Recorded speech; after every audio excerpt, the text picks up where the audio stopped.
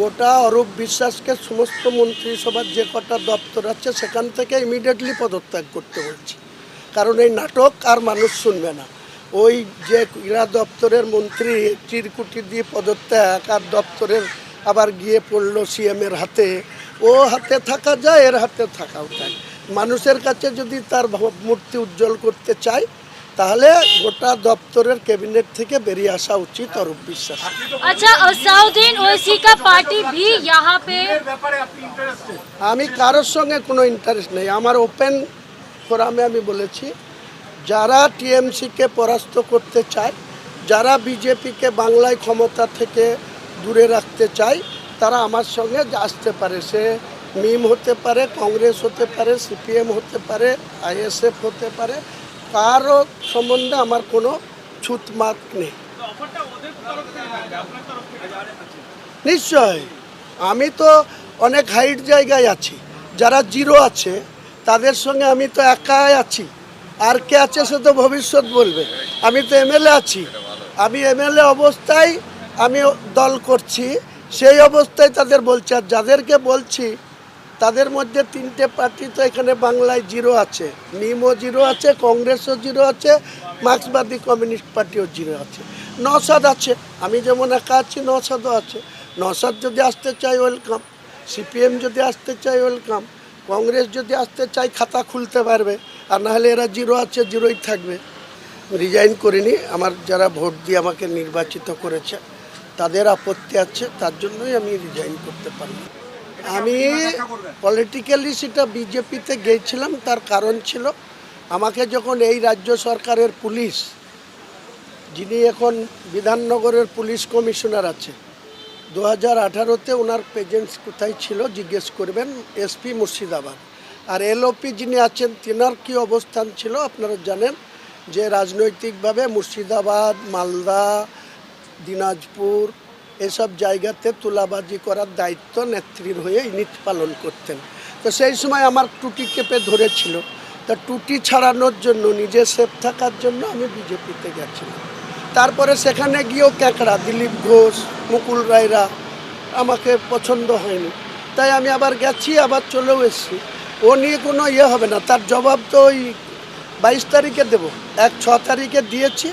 পুলিশের অ্যাসেসমেন্ট ছিল 30,000 লোক হবে, 4 লাখ ওখানে ছিল, আর 2 লাখ রাস্তায় ছিল, 6 লাখ।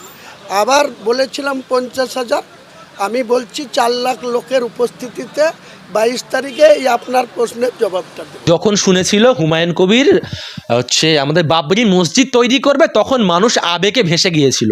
শুধু ফুরফুরা শরীফের পীর সাহেব নয়, ভারতবর্ষের বহু মানুষ, বহু জাতির মানুষও ওয়াদা করেছিল 1 কোটি 2 কোটি, কেউ বলেছে 50 লক্ষ টাকা দেব, তারা এখন দিতে পারছে না, আবেগে ভেসে গিয়েছিল।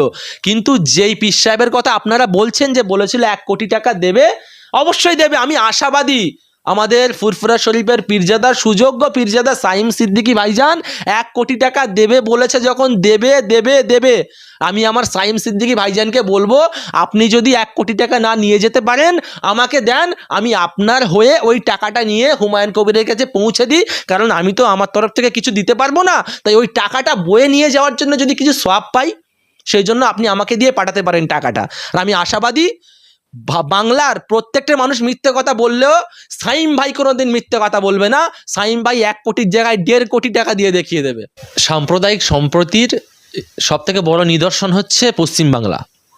তো সেই পশ্চিমবাংলায় কিছু গুটকাখোর আরএসএস বাহিনী আসছে সম্প্রীতির বাংলাকে সাম্প্রদায়িকের বাংলা করতে।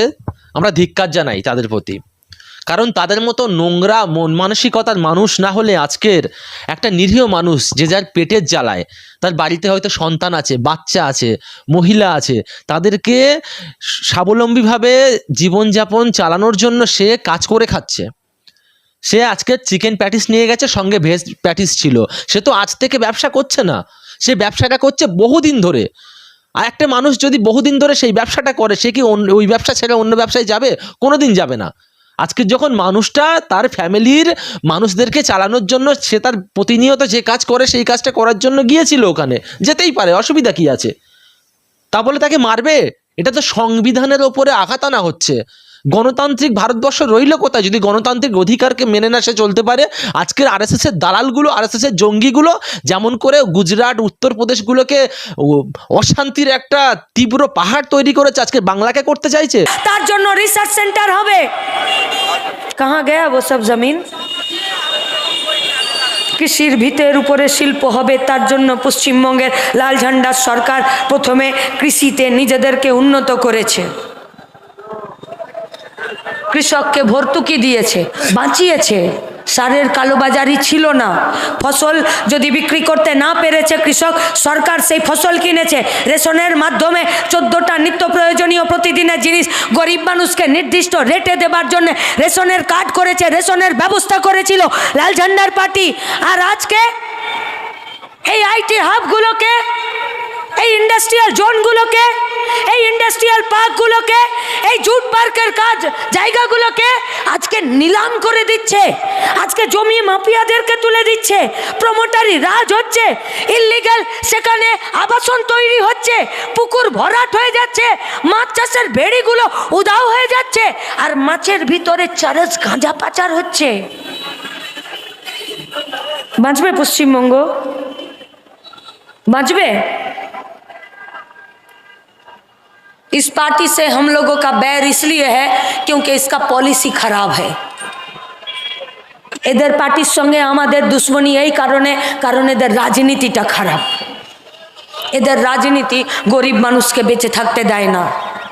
বসে আছেন নেতারা, আপনাদের মধ্যেও বহু পুরনো নেতৃত্বরা বসে আছেন। আরে আমাদের পার্টিকে ভালো লাগুক বা না লাগুক, যান তৃণমূল বিজেপি করুন, আমাদের কোনো সমস্যা নেই। কিন্তু আমরা আপনাদেরকে প্রশ্ন করতে চাইছি, 2004 সাল ফার্স্ট ইউপিএ গভর্নমেন্ট, কংগ্রেসের সরকার, 61টা লাল ঝান্ডার এমপি, যার বেশিরভাগটা পশ্চিমবঙ্গ থেকে আপনাদের ভোটে জিতে গেছিল। वो लोग बोले थे, मनमोहन सिंह का सरकार लाल झंडे वालों से पूछा था कि আপনাদের কি দরকার বলুন। আমাদের পার্টি বলেনি যে আমাদেরকে লাল বাতির গাড়ি দিয়ে দাও, আমাদেরকে মন্ত্রী দিয়ে দাও, আমরা চেয়ারে বসবো। বলেছিল বাইরে থেকে তোমাদেরকে সমর্থন করব। মনমোহন সিং এর সরকার বলেছিল তোমাদের কি লাগবে? বলেছিল গোটা দেশের সাথে পশ্চিমবঙ্গের বেকার ছেলে মেয়েদের 100 দিনের কাজ লাগবে, তার ব্যবস্থা করো, তার ব্যবস্থা করো। বিজেপির পার্টিটা জবের থেকে আজকে তৃতীয়বারের জন্য মোদী সরকার এসেছে, कोई भी अखबार, कोई भी न्यूज चैनल, कोई भी पॉलिटिकल पार्टी ये बात बोलती है যে লাস্ট 10টা বছরে এ ভারতবর্ষে আমাদের অর্থমন্ত্রী নির্মলা সীতারামন যতবার বাজেট পেশ করেছে 100 দিনের কাজটা কাটেলমেন্ট করে দিয়েছে।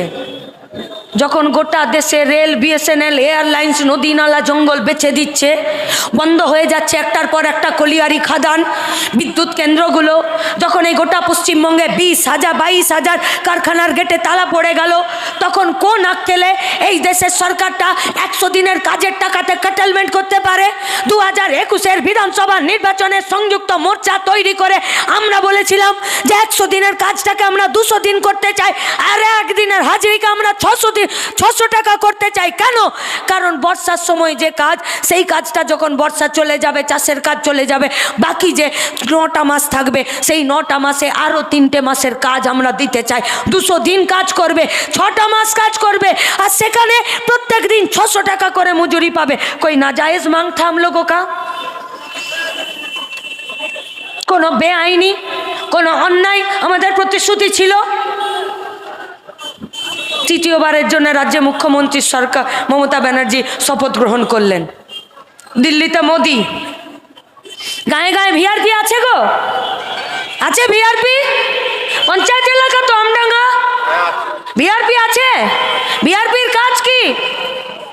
ভিলেজ রিসোর্স পার্সনদের কাজ কি? 100 দিনের কাজের বেকার ছেলে মেয়েগুলো কাজ ঠিক করে করছে কিনা, মাস্টার রোল ঠিক করে হচ্ছে কিনা, জব কার্ড ঠিক করে হচ্ছে কিনা,